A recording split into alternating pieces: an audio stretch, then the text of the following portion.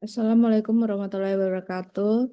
Perkenalkan nama saya Virial Kanaya dari Insausan dengan NRP 500123114. Di sini saya akan mempresentasikan untuk ujian akhir semester dengan mata kuliah eksplorasi elektromagnetik.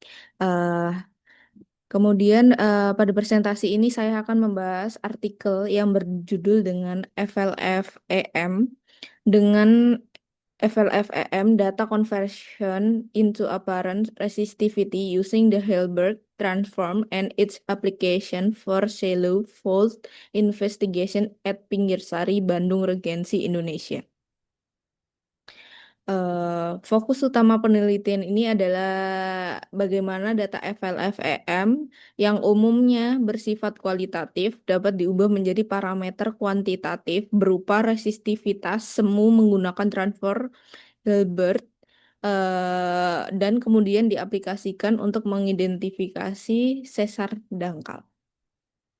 Selanjutnya yaitu informasi artikel. Artikel ini merupakan jenis artikel research artikel yang dipublikasikan pada tahun 2024 di jurnal Helion yang diterbitkan oleh Elsevier. Kemudian penulis artikel ini adalah Elvira Desi Fatma, Prihandanu Mukti Pratomo, Enjang Jainal Mustopa, Wahyu Sri Gutomo. Kemudian jurnal Helion merupakan jurnal internasional bereputasi, sehingga metodologi dan hasil penelitian pada artikel ini dapat dipertanggungjawabkan secara ilmiah. Artikel ini juga menjadi rujukan utama dalam pengembangan metode transformasi Hilbert pada data FLFEM.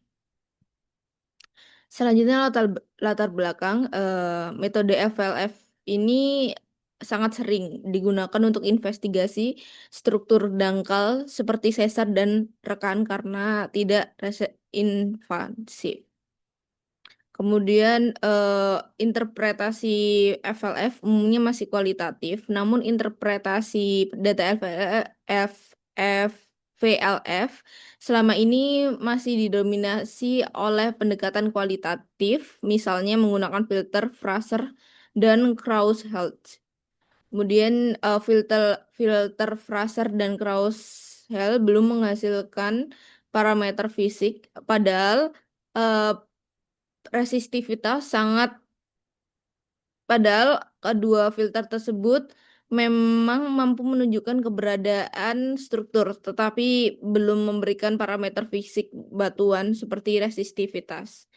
Kemudian diperlukan pendekatan kuantitatif berbasis resistivitas, yang dimana padahal resistivitas sangat penting untuk memahami kondisi geologi bawah permukaan. Yang terakhir, transformasi Hilbert digunakan untuk meningkatkan interpretasi PLF.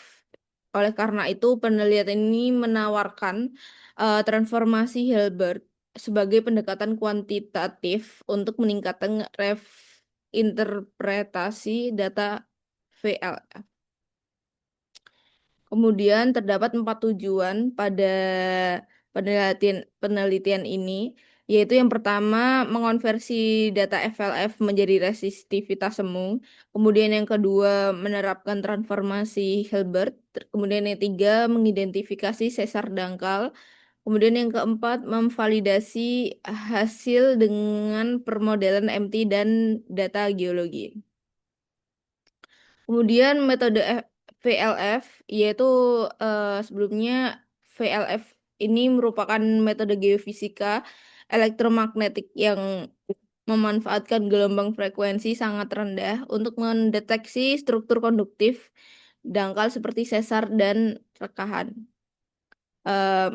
Kemudian metode ini didasarkan pada persamaan Maxwell, di mana eh medan elektromagnetik primer akan menginduksi arus listrik pada material konduktif di bawah permukaan sehingga menghasilkan medan sekunder.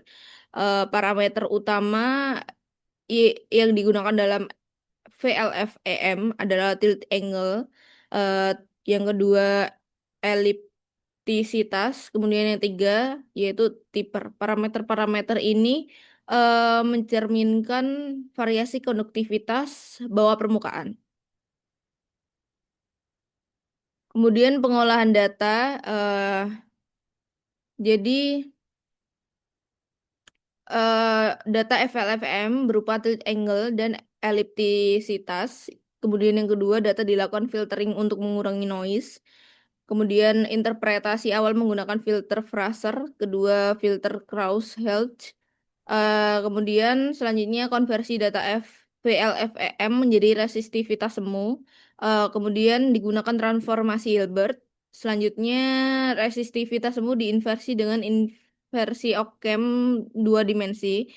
Yang terakhir dihasilkan penampang resistivitas bawah permukaan. Kemudian ini merupakan perhitungan parameter menggunakan persamaan penunjang yaitu sebagai berikut.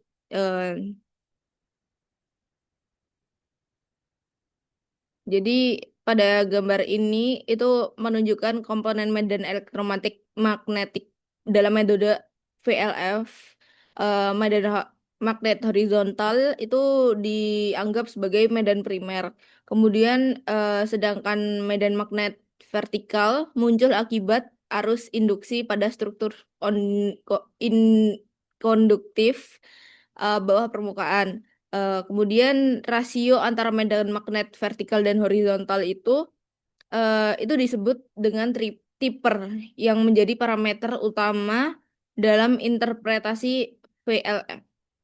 Kemudian yang gambar yang kedua ini termasuk dengan elliptical polarisasi, yaitu polira, polir, poli, polarisasi elips medan magnet total.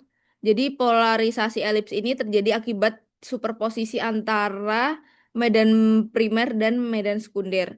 Dari elips ini dapat diturunkan dua parameter penting yaitu tilt angle sebagai pendekatan komponen asal Tipper dan eliptisitas sebagai pendekatan komponen imajiner Tipper.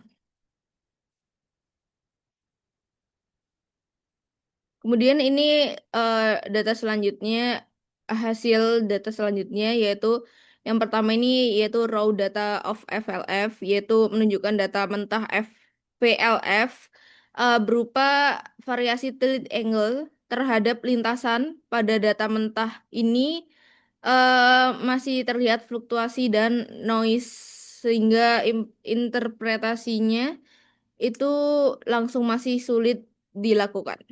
Kemudian yang kedua itu plot of filter Fraser. Jadi filter ini mengubah titik silang pada data mentah menjadi puncak anomalinya, sehingga posisi konduktor bawah permukaan dapat dikenali dengan lebih jelas. Pada yang C ini plot of Carouse Health Filter data, yaitu zona dengan densitas arus tinggi diinterpretasikan sebagai zona konduktif yang berpotensi sebagai sesar atau rekahan. Selanjutnya yaitu hasil dan diskusi. Eh, yang pertama yaitu anomali resistivitas pada jarak kurang lebih 700 sampai 800 meter. Yang kedua kedalaman sesar hingga kurang lebih 150 meter. Resistivitas rendah sama dengan tuf Malabar. Kemudian resistivitas tinggi andesit waringin bedil. Jadi eh, seperti yang dapat dilihat, yang ini merupakan observed and calculate VLF signal, memperlihatkan perbandingan antara data resistivitas semu dan fase hasil observasi dengan hasil perhitungan setelah transformasi Hilbert.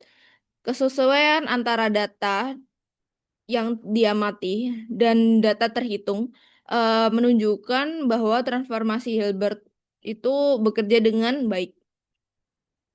Kemudian selanjutnya yaitu dua dimensi FLF inversion model. Eh, ini model inversi resistivitas dua dimensi hasil inversi Occam. Terlihat adanya kontras resistivitas yang jelas pada jarak sekitar 700 sampai 800 meter yang diinterpretasi sebagai zona sesar.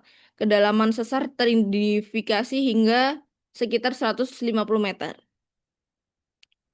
Selanjutnya yaitu eh, ini menunjukkan penampang geologi yang digunakan sebagai pembanding hasil inversi zona resistivitas rendah sesuai dengan TUF Malabar, sedangkan resistivitas tinggi untuk sesuai dengan andesit Waringin Bedil. Kesesuaian ini memperkuat interpretasi sesar sebagai batas litologi. Kemudian ini hasil pendukung yaitu eh, gambar ini menunjukkan perbandingan respon MT dan VLF melalui tiper, resistivitas, dan fase impedansi. Pola respon yang serupa menunjukkan bahwa resistivitas semu transformasi Hilbert konsisten dengan hasil MT. Kemudian eh,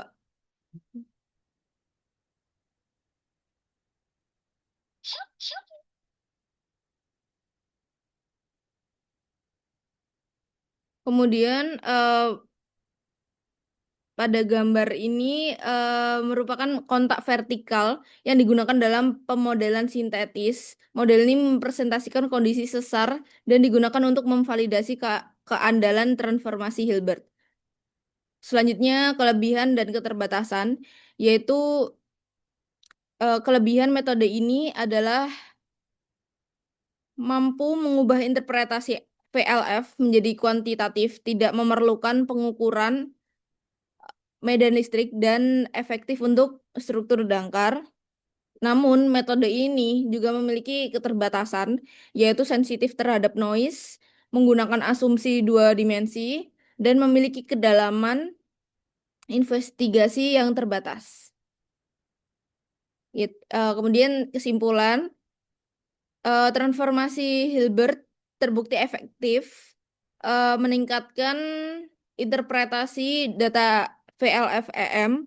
Kemudian metode ini mampu mendelineasi sesar dangkal dengan baik dan hasilnya konsisten dengan geologi regional. Oleh karena itu, metode ini layak diterapkan untuk studi struktur dangkal lainnya. Eh, ini merupakan referensi yang saya gunakan. Demikian presentasi yang dapat saya sampaikan. Terima kasih atas perhatian Bapak, Ibu, dan teman-teman. Saya Fidel Kanaya dari Sausan. Wassalamualaikum warahmatullahi wabarakatuh.